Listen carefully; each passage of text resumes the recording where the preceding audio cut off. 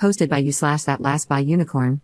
I, 29F, met my boyfriend, Michael, 35M, at a show I performed in. I do theater as a hobby, and he complimented my performance and bought me a drink. We have been together for a little over a year now. His sister got married last week, and I was initially pleased to be asked to be a bridesmaid, but also a bit surprised since she barely knows me. However, I thought this was an attempt to have an excuse to get to know each other better. Michael and I got into an argument the week before because he said he wanted to consider spicing up our bedroom life by having a three-way. He said that since I was bi, why not? I didn't like the idea and said so, and it devolved into a petty Cold War. He started ignoring my messages after leaving my place and didn't reply at all until the day before the wedding, asking what time he should pick me up since we couldn't go separately or people would gossip about us. He barely said anything to me the whole time we traveled to the venue. The wedding was fine, but at the reception, he got me a plate and leaned in to kiss me, but I shied away, and he got up to mingle. I started feeling ill not too long after, and 911 was called. I realized I was having an allergic reaction, but I had my pen. Still, I had to be taken away by the ambulance. That's when someone who was looking for Michael said he had left with some of the other groomsmen to a bar nearby. I called him 6 times and texted that it was an emergency while I was being checked out by the paramedics, and again when they strongly suggested I go to the hospital, but he never replied. I was released by the hospital and called him to ask him to pick me up, but he didn't answer.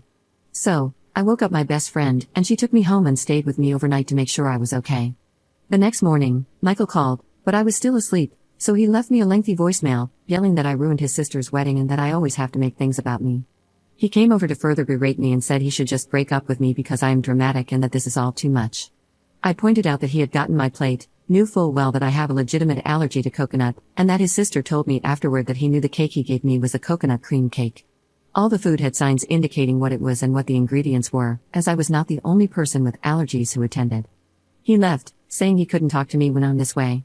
I was honestly exhausted, so I didn't bother going after him. However, his father called me to ask how I was doing, and after I answered, he told me that I was hurting Michael's heart by blaming him and that Michael had been inconsolable since we fought. I texted Michael to ask if we could talk, but the conversation somehow circled back to the three-way and how I don't respect him, even in intimate settings. He said I don't want to hear him out regarding his needs and that I always make things about me. I'm so confused because this feels manipulative to me, but I respect his father so much. I attend their church, and he is a pastor there. Having him tell me that I am in the wrong really threw me. Am I wrong here? Edit. A lot of comments are suggesting that this was intentional, and I had never considered that he might have given me something I'm allergic to on purpose, certainly not to use against me to leverage in our argument. But now I think I may need to come clean and talk to his parents. I know them well, so hopefully, it won't go too badly. Edit. Michael texted me this morning to apologize. He said the wedding was stressing him out, and he had a lot on his mind, so he accidentally handed me the plate he meant for himself, not the one for me. He said he didn't know I was in the hospital and feels bad that he wasn't there for me, but he left the reception with some of the groomsmen to blow off much-needed steam. I don't know how I feel about it all, so I just replied, okay. He's now asking to come over and talk this out in person. Update 1 day later. Well, many of you were right, I shouldn't have met him in person, but I did. He took me out to lunch, insisting on paying for everything, and it was incredibly over the top. He had flowers and a written letter of apology, but as some of you messaged me, his apologies dodged the point with phrases like if I hurt you or sorry you're feeling that way, etc. He quoted some scriptures and said he has repented because his carelessness caused me harm. I wasn't really moved by any of it until he mentioned how much his family loves me and how our church is rooting for us as a couple. That's when I sat back and realized that one flimsy reason I was even considering forgiving him and staying was because of the pressure I felt as the girlfriend of a pastor's son. It occurred to me that there have been so many times I let things slide because he is the heir apparent, giving him a lot of power in the social aspect of our community. Sorry if I'm rambling, but I'm emotional and a little tipsy. I remember just staring at him and saying it was incredibly alarming that, by now, he still wasn't aware of my one single allergy and that he didn't bother to tell his own girlfriend he was stepping out with the guys, or even that he was leaving his own sister's wedding at all.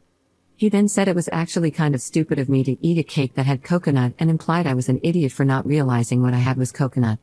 At that moment, I realized he would never accept that he was in the wrong, and there was no point in continuing. I stood up, smiled, and said, "You know what, don't worry about it. Thanks for dinner, good night." He replied by saying that if I wasn't going to grow up and accept his apology, I was a waste of his time. He uses that line a lot whenever we disagree, and it usually hurts me deeply. But this time, it was like a Rolodex of memories flooded my brain, and I started to really suspect that he's been deliberately making me sick whenever we disagree to teach me a lesson.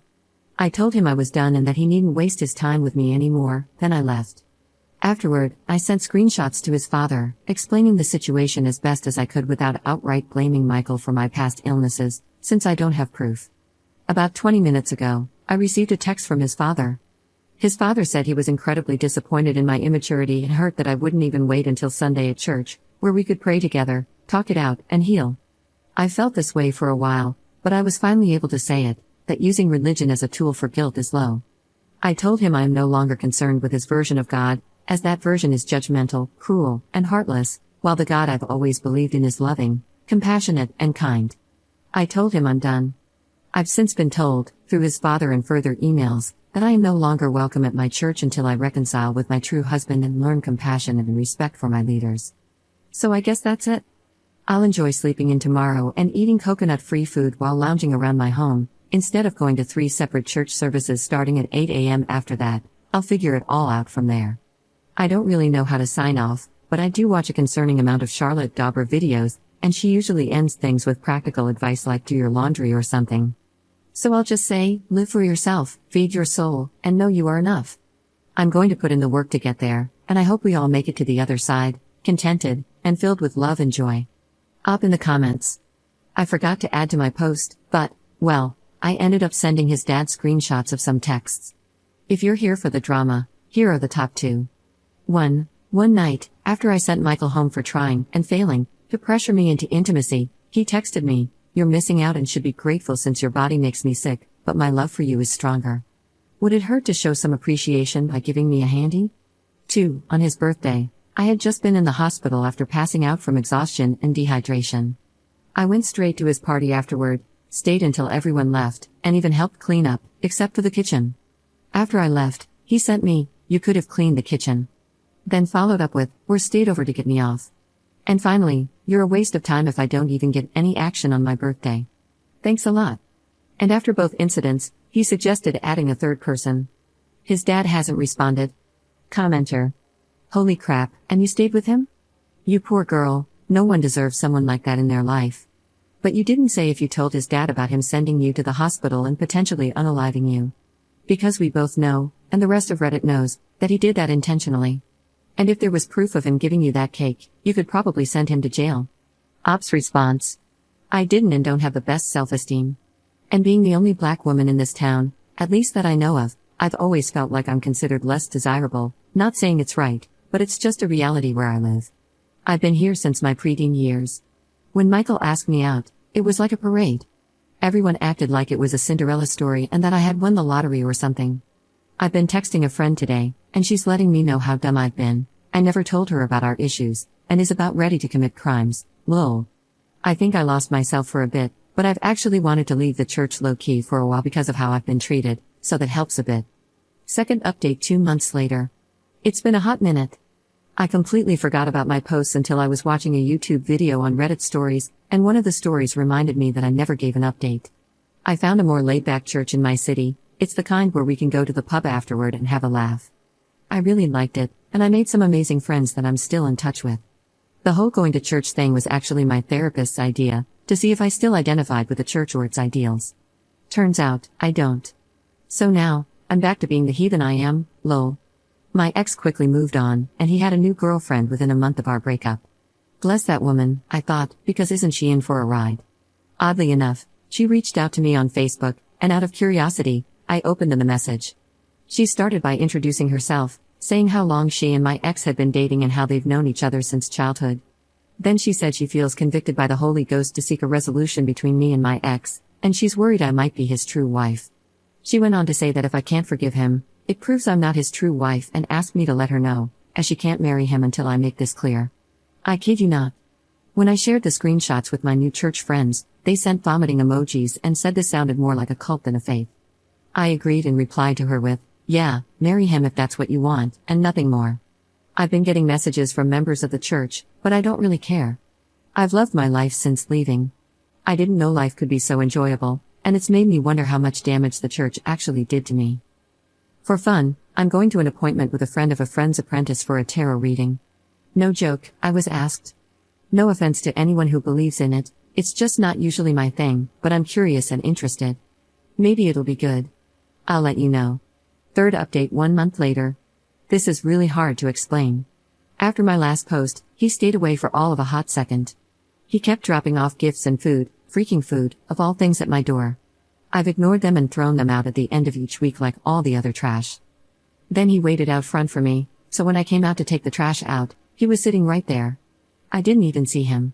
I was tired and just trying to get chores done. He blocked me from my door and went on a speech about how I'm his true wife and that he cannot marry his girlfriend without my permission. I can't keep track of the mental and theological gymnastics he went through, but he basically asked me for a three-way with his current girlfriend to see if we could figure out who his true wife is. I bluffed and told him that my necklace had a panic button and that the cops were alerted to his presence, so he needed to leave. He just sort of stared at me, but it was this blank look, like he wasn't even human. Then he started going on about how he thinks about me every night before bed and more. At that point, I began gauging how fast I was compared to him, how quickly I would need to run to wake a neighbor, and which one of them might respond the fastest. I just kept saying no and repeating that the cops were coming. Thank the universe for a random siren, because I don't know if that's what convinced him, but he did leave. He was kind of chuckling as he walked away, saying that I've always been so playful and calling my behavior an act. It took me less than 30 minutes to pack a bag and head to a friend's place. I sat in her tub for what felt like a day, though it wasn't. When I finally got out, she and I sat down and started making a plan to move my things out bit by bit until it was just down to the furniture. I don't give a damn about the furniture. So we implemented the plan. She would drop by, her dad would, her mom would, and I would go with her brother. Slowly, over time, we took everything I really cared to keep from my home. I'm safe and away from there now, and I'm just ready to wash my hands of the place. He has texted me a few times, assuring me of this plan to pick his wife. So, I finally cracked and sent his messages to his parents last week. It had been silent since then until this past Wednesday. There's a bar I like where they have wine Wednesdays, and I went to relax until I felt a tap on my shoulder. He was there with what looked like a group, and he started smiling and said we needed to talk.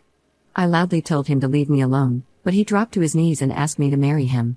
Some people started clapping, and a regular who knows me came up, leaning in to ask if I was okay. I jerked back and told him to leave me alone. The regular offered to pay my tab so I could leave, and he walked me to my car. Now, it's been this game of gathering footage and dealing with the police. So far, I've been told this isn't evidence of harassment but a domestic dispute, so I don't know what to do about that. I know I'm done with where I live, but moving now feels like the hardest task in the world. I know I have to. I can't stay here. But now I'm mourning it all. It feels too big.